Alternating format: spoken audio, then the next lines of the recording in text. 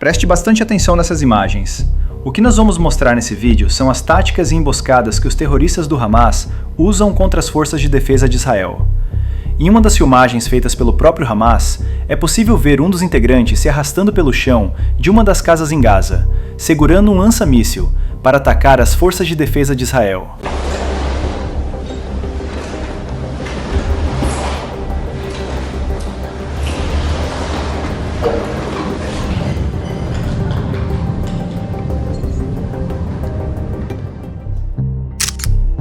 As tropas israelenses continuam fazendo operações e avançando na região de Gaza.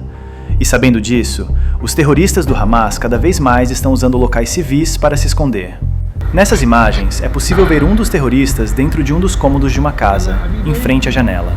Ele pega o lança-míssil que está na cama ao lado, mira para fora da casa, onde está um dos tanques das forças de defesa de Israel, e dispara.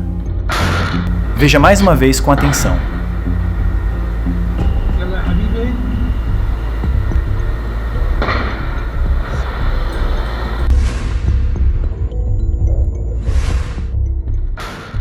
Os terroristas filmam cada ataque que eles mesmos fazem.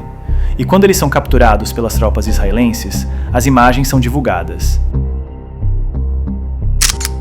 Veja com cuidado essa outra filmagem. Um terrorista vai atrás filmando, enquanto o terrorista da frente está segurando o lança-míssil e caminhando entre as plantas. Ele chega mais próximo do tanque das forças israelenses, se esconde um pouco mais, dispara o míssil e corre.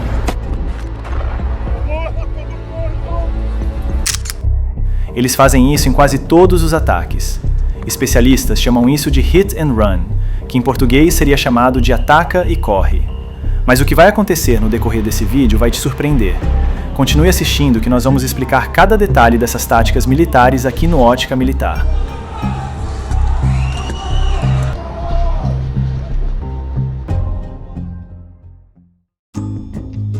Para entender completamente como o Hamas desenvolveu essas táticas de emboscada e por que elas são tão eficazes contra uma das forças militares mais avançadas do mundo, precisamos primeiro entender o contexto dessa guerra. Em 7 de outubro de 2023, o Hamas lançou o ataque terrorista mais mortífero da história de Israel. 1.200 pessoas foram brutalmente assassinadas, 251 pessoas foram sequestradas e levadas para Gaza como reféns. Foi um massacre coordenado que pegou Israel completamente de surpresa. A resposta de Israel foi imediata e massiva. As forças de defesa de Israel lançaram a Operação Espadas de Ferro com um objetivo claro: destruir completamente a capacidade militar do Hamas e resgatar todos os reféns. A operação começou com bombardeios aéreos intensos, mas rapidamente ficou claro que seria necessária uma invasão terrestre. Em 27 de outubro de 2023, exatamente 20 dias após o ataque inicial, tanques israelenses cruzaram a fronteira e entraram em Gaza. Não era a primeira vez que Israel invadia Gaza, mas desta vez seria diferente. Desta vez, Israel não planejava uma operação rápida. Desta vez, o objetivo era ocupar território, destruir a infraestrutura militar do Hamas e permanecer o tempo necessário para completar a missão. E foi nesse contexto que as táticas de guerrilha urbana do Hamas se tornaram fundamentais para sua sobrevivência.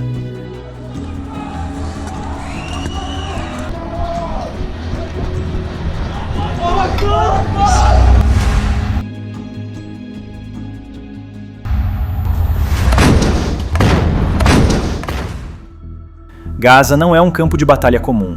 É uma das áreas mais densamente povoadas do mundo. 2.330.000 pessoas vivem em uma faixa de terra de apenas 365 km².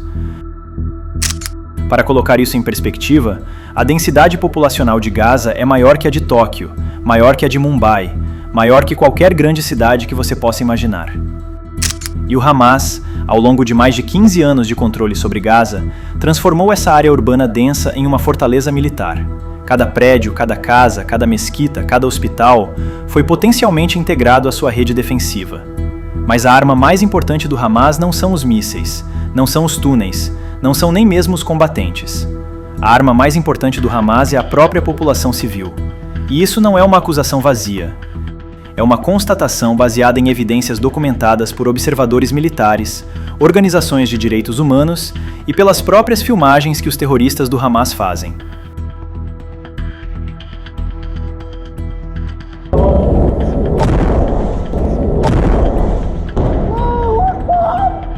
O Hamas deliberadamente posiciona suas forças militares dentro de áreas civis densamente povoadas. Eles armazenam armas em escolas. Eles constroem centros de comando sob hospitais. Eles lançam foguetes de áreas residenciais. E eles fazem isso por uma razão estratégica muito clara. Se Israel ataca, civis morrem. Se Israel não ataca, o Hamas continua operando livremente. É uma situação sem saída que coloca Israel em um dilema moral impossível. E essa é exatamente a estratégia do Hamas. Mas vamos falar especificamente das táticas de emboscada que você viu no início deste vídeo. Essas táticas têm um nome no vocabulário militar: guerrilha urbana assimétrica. E para entender por que elas são tão eficazes, precisamos entender o que significa assimétrica. Guerra assimétrica é quando dois lados com capacidades militares completamente diferentes se enfrentam. De um lado, Israel tem uma das forças militares mais avançadas do mundo: tanques com armadura, drones de última geração e satélites de vigilância. Do outro lado, o Hamas tem combatentes com rifles de assalto, lança-mísseis portáteis e explosivos improvisados. Em uma batalha convencional, em campo aberto, o Hamas seria destruído em questão de horas. Eles sabem disso. Israel sabe disso. Todo mundo sabe disso. Então o Hamas não luta batalhas convencionais. Eles lutam nas sombras, nos becos, dentro de prédios, onde a superioridade tecnológica de Israel é menos eficaz. A tática específica que você viu no início do vídeo, onde o terrorista se arrasta pelo chão da casa, se posiciona na janela, dispara contra um tanque e depois foge, é uma tática clássica de guerrilha urbana que tem suas raízes em conflitos muito mais antigos. Durante a Guerra do Vietnã, entre 1955 e 1975, o Vietcong usou táticas muito similares contra as forças americanas. Eles se escondiam em túneis, atacavam de surpresa e desapareciam antes que os americanos pudessem contra-atacar. Os americanos tinham superioridade aérea absoluta, tinham tanques, tinham artilharia pesada, mas não conseguiam vencer um inimigo que se recusava a lutar batalhas abertas. Na Chechênia, durante a Primeira Guerra Chechena, entre 1994 e 1996, combatentes chechenos usaram táticas urbanas devastadoras contra as forças russas. Eles transformaram a capital Grozny em um labirinto mortal. Cada prédio era uma fortaleza. Cada janela era uma posição de tiro. Os russos perderam centenas de tanques e milhares de soldados tentando capturar a cidade. E na Síria, durante a Batalha de Alepo entre 2012 e 2016, rebeldes sírios usaram táticas muito similares. Eles se moviam através de túneis cavados entre prédios, atacavam com mísseis antitanque de janelas e telhados, desapareciam antes que as forças do governo pudessem localizar a origem do ataque. O Hamas estudou todos esses conflitos. Eles aprenderam com Vietcong, eles aprenderam com chechenos, eles aprenderam com os rebeldes sírios, e eles adaptaram essas lições para o ambiente urbano denso de Gaza. Vamos analisar em detalhes a tática específica que você viu nas filmagens. Especialistas militares chamam essa tática de hit and run, ou em português, ataca e corre. Mas esse nome simplifica demais o que realmente está acontecendo. Primeira fase: preparação e posicionamento. Antes mesmo de pensar em atacar, os combatentes do Hamas precisam preparar a posição. Eles escolhem cuidadosamente a casa que vão usar. Tem que ter múltiplas saídas. Tem que ter uma linha de visão clara para o alvo. Tem que estar em uma área onde eles possam se misturar com civis depois do ataque. Eles posicionam a arma dentro da casa com antecedência. O lança-míssil não pode ficar na janela, porque seria detectado por drones ou satélites israelenses. Então eles o escondem em um cômodo interno, muitas vezes na cama, como você viu nas imagens, ou dentro de um armário.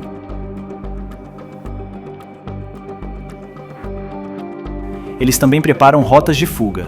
Não uma rota, mas várias. Eles mapeiam cada beco, cada passagem entre prédios, cada túnel próximo. Porque eles sabem que depois do ataque, terão apenas segundos para desaparecer antes que a resposta israelense chegue. Segunda fase: vigilância e espera. Os combatentes do Hamas não atacam impulsivamente. Eles esperam. Eles observam. Eles estudam os padrões de movimento das forças israelenses. Eles notam quando os tanques param, quando os soldados descem dos veículos, quando a vigilância está menos atenta.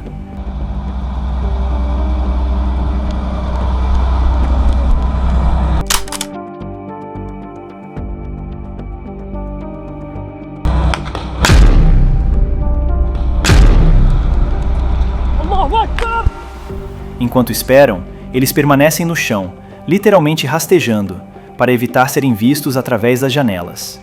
Esse movimento que você viu no vídeo, o terrorista se arrastando pelo chão, não é aleatório.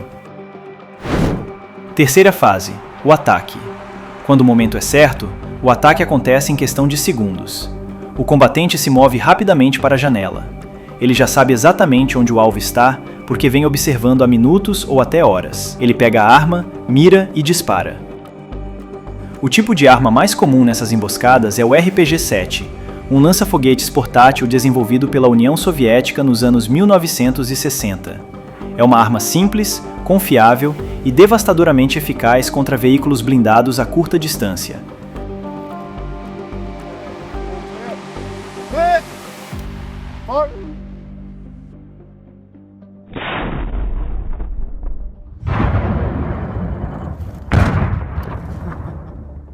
Mas aqui está algo que o Hamas não esperava. Algo que está mudando completamente a dinâmica dessas táticas de emboscada. A resposta das forças de defesa de Israel evoluiu dramaticamente desde o início da guerra. Nos primeiros meses da invasão de Gaza, entre outubro e dezembro de 2023, essas táticas de hit and run eram extremamente eficazes. O Hamas conseguiu destruir dezenas de veículos blindados israelenses, conseguiu causar baixas significativas entre as tropas israelenses, e conseguiu desacelerar substancialmente o avanço israelense em áreas urbanas densas como a cidade de Gaza e Khan Yunis. Mas Israel estava aprendendo, e Israel estava adaptando suas táticas. Primeiro, eles mudaram completamente a forma como os tanques operam em áreas urbanas. Agora, tanques não avançam sozinhos. Eles sempre se movem em grupos, com pelo menos 3 ou 4 veículos. Quando um tanque é atacado, os outros já sabem exatamente o que fazer. Eles imediatamente cobrem todos os prédios ao redor com fogo supressivo, dificultando a fuga dos atacantes. Segundo, Israel implantou muito mais drones de vigilância em baixa altitude sobre as áreas urbanas. Esses drones não são as grandes aeronaves que você imagina. São drones pequenos, alguns do tamanho de um pássaro, equipados com câmeras térmicas que podem detectar o calor de um corpo humano através de paredes finas. Quando um ataque acontece, esses drones já estão no ar, já estão filmando, já estão rastreando para onde os atacantes fogem. Terceiro, e talvez mais importante, Israel começou a usar cães militares especialmente treinados para combate urbano. Esses cães entram em prédios antes dos soldados. Eles detectam emboscadas. Eles encontram combatentes escondidos. E eles fazem isso de forma muito mais segura do que enviar soldados primeiro. E finalmente, Israel começou a usar uma tática que é controversa, mas militarmente eficaz. Eles começaram a demolir sistematicamente prédios que foram usados para emboscadas. Não imediatamente, porque isso poderia colocar civis em risco. Mas depois de garantir que o prédio está evacuado, eles o destroem completamente. A mensagem é clara. Se você usar um prédio para atacar forças israelenses, esse prédio deixará de existir. Isso cria um dilema para o Hamas. Quanto mais eles usam edifícios civis para emboscadas, mais Israel destrói a infraestrutura de Gaza. E, eventualmente, eles ficarão sem lugares para se esconder. Mas há outro fator que está se tornando cada vez mais importante nesta guerra: as próprias filmagens que o Hamas faz de seus ataques. E isso nos traz de volta as imagens que você viu no início deste vídeo. Por que o Hamas filma seus ataques? A resposta óbvia é propaganda. Eles querem mostrar ao mundo, especialmente ao mundo árabe e muçulmano, que estão resistindo, que estão lutando, que não foram derrotados. Eles querem inspirar outros grupos terroristas. Eles querem recrutar novos combatentes. Mas essas filmagens têm uma consequência não intencional que está se voltando contra o Hamas. Quando os terroristas são capturados ou mortos, e seus telefones e câmeras são recuperados pelas forças israelenses, essas filmagens se tornam evidência. Evidência de táticas, evidência de localizações, evidência de identidades. Os analistas de inteligência israelenses estudam cada frame desses vídeos. Eles identificam os combatentes. Eles mapeiam as localizações exatas onde os ataques aconteceram. Eles analisam as táticas usadas. Eles até conseguem identificar o tipo de arma, o modelo específico, e às vezes rastrear de onde essas armas vieram. E então, algo fascinante acontece. Essas filmagens, que eram para ser propaganda do Hamas, se tornam material de treinamento para as forças israelenses. Soldados israelenses assistem esses vídeos antes de entrarem em Gaza. Eles aprendem exatamente como o Hamas opera. Eles veem as táticas em ação. Eles entendem os padrões. É uma ironia amarga. O Hamas filma seus ataques para mostrar força, mas ao fazer isso, está ensinando seu inimigo como derrotá-los. Agora, é importante colocar tudo isso em perspectiva.